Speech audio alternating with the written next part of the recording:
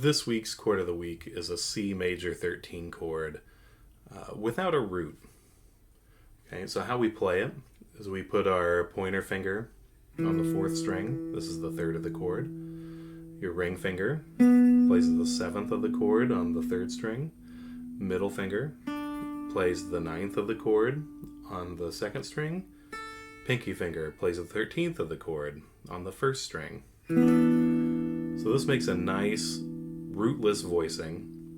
Now, and we're picturing the root right here on the 5th string, 3rd fret.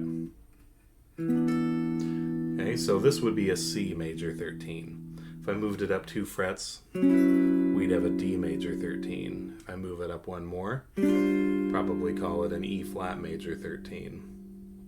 I don't see a lot of D sharp major 13s written out, right? So this is how we move it around the neck. So using the fretboard map below is going to really help you pinpoint exactly where you should be putting your fingers to be playing this in whatever key you need. Right? And applying this in songs in your real book or iReal Pro, or if you're playing in a jazz band, in your jazz band music, is going to be the best way to make this chord part of your everyday vocabulary. Okay, so let's try moving it to some different string groups. Right, this is what we'd call the high string group. 4, 3, 2, 1. We can also play this on the middle string group, 5, 4, 3, 2. Same exact chord, you can even hear it. It sounds the same. Right? So my recommendation is to bar the pointer finger so it plays the 3rd. Ring finger plays the 7th. Pointer finger again plays the 9th because we've got that bar. Pinky finger playing the 13. And in this case, we're imagining the root on the 6th string. And that's how we're finding that chord.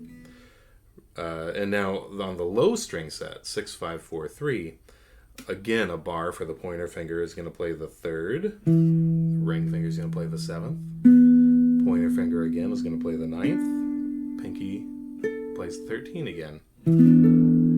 This one is a little cramped up here in the key of C, but if I moved it to maybe the key of G or the key of F, now we start getting kind of a nice, kind of rich lower sound. And in this chord shape, we're picturing the root actually as being on the 2nd string. And the 2nd string, 1 fret up from your pointer finger. So this one can be a little tricky to visualize, but with some practice, you can do it. Right? Back to our original chord shape. Putting it into a 2-5-1. I've put together a progression for you this week that is a little bit theoretically advanced. Sorry about that, but it's very friendly under the fingers.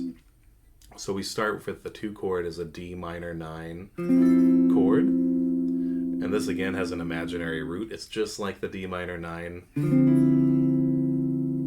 we've covered in past weeks.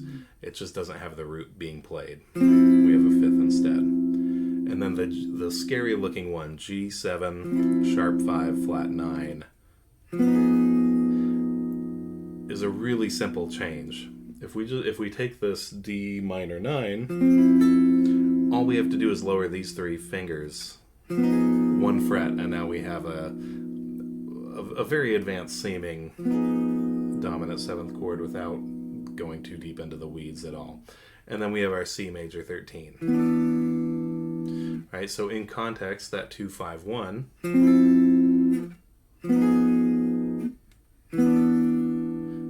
is a really nice sounding 2-5-1.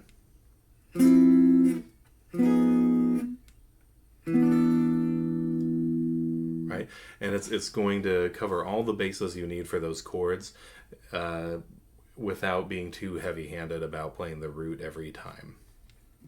Right, so this would be something I might use in a combo, in a group situation, to be backing up a soloist or a vocalist. Right. Finally, the last piece of this puzzle is an arpeggio. And the arpeggio contains a little bit of extra material. So it's going to start on that 3rd, going to play the 5th, 7th, 9th. I'm going to add a note here called the sharp 11, and then the 13. Right? This is basically the chord shape. I'm just adding a note here, and I'm adding a note here. Other than that, it follows the flow of that chord shape very well. Right? So we have our root, or our 3rd, sorry, our 5th, our 7th, our 9th, our sharp 11, and our 13. So sharp 11 is a common sound in jazz over a major 7th or a dominant 7th chord.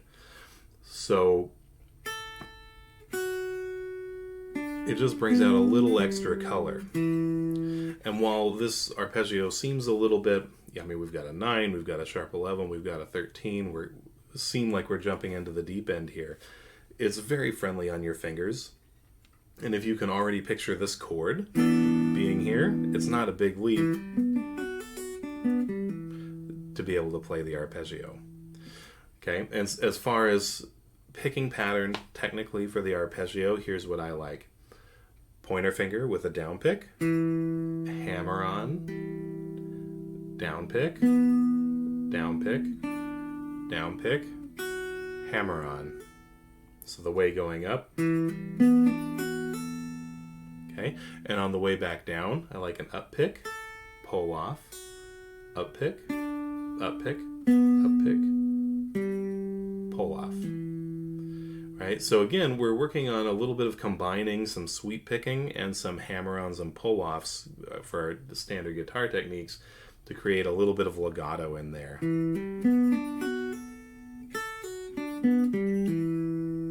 Right, and if we wanted to loop it a little bit, we would probably end up needing to eliminate a pick here and there and just use hammer-ons and pull-offs on the top and bottom strings.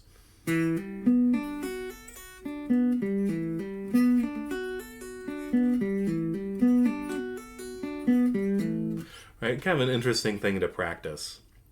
So have fun with this, and we'll catch you in the next week.